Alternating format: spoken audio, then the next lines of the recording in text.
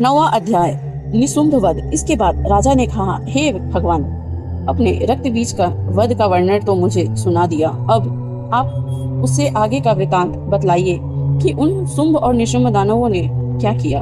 इतना सुनकर ऋषि ने राजा से कहा, हे राजन, युद्ध में रक्त बीज तथा अनायान असुरों के विनाश से शुंभ निशुंभ के क्रोध का पारावार न रहा।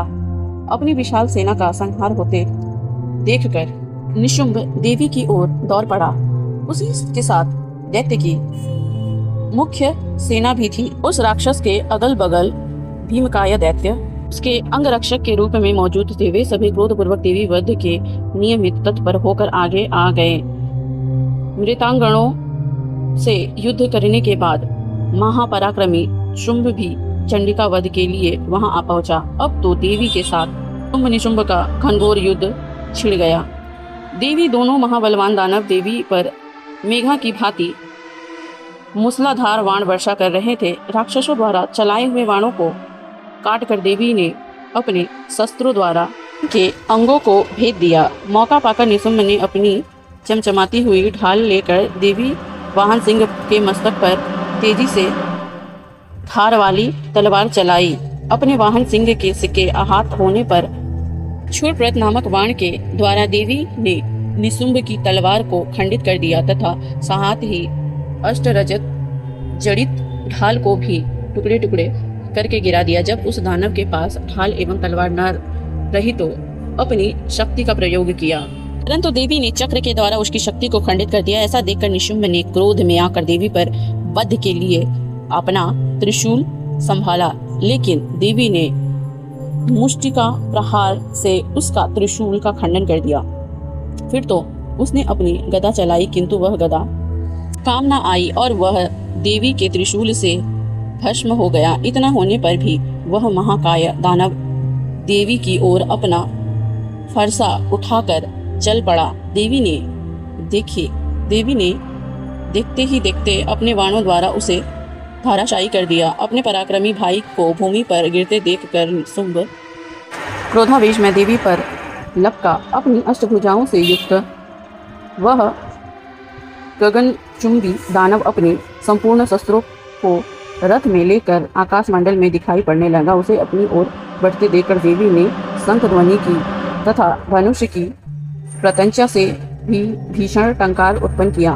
तदंतर दानवों के तेज नाशक घंटे की ध्वनि गुंजाकर संपूर्ण दिशाओं को भर दिया। फिर जिस सिंह की गर्जन सुनकर बड़े बड़े मतवाले हाथी भी दहल जाते थे, उस देवी वाहन सिंह की घोर गर्जन से दशों दिशाएं प्रकंपित हो उठी। तब आकाश मंडल में काली ने लंबी छलांग लगाई और दोनों हाथों की भूमि पर दे मारी।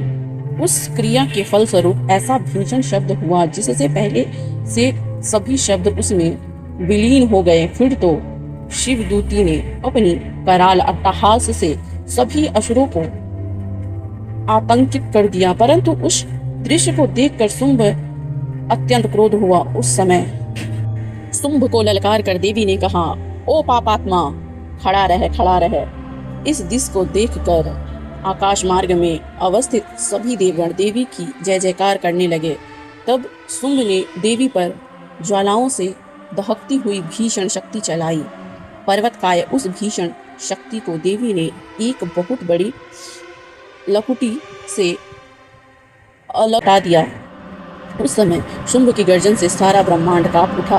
हे राजन, उसकी गर्जन से ऐसा मालूम हुआ मानो वज्रपात हुआ है, जिससे सभी प्रकार के शब्द लुप्त हो गए। शुंभ तथा देवी के द्वारा परस्पर प्रक्षेपित बाणों को दोनों पक्षों ने अपने अपने बाणों द्वारा सैकड़ों और हजारों खंड कर दिया। तब चंडिका ने क्रोध करके अपने त्रिशूल शुंभ पर भीषण प्रहार किया। उस भयंकर आघात से मूर्छित होकर महादानव शुंभ पृथ्वी पर गिर पड़ा।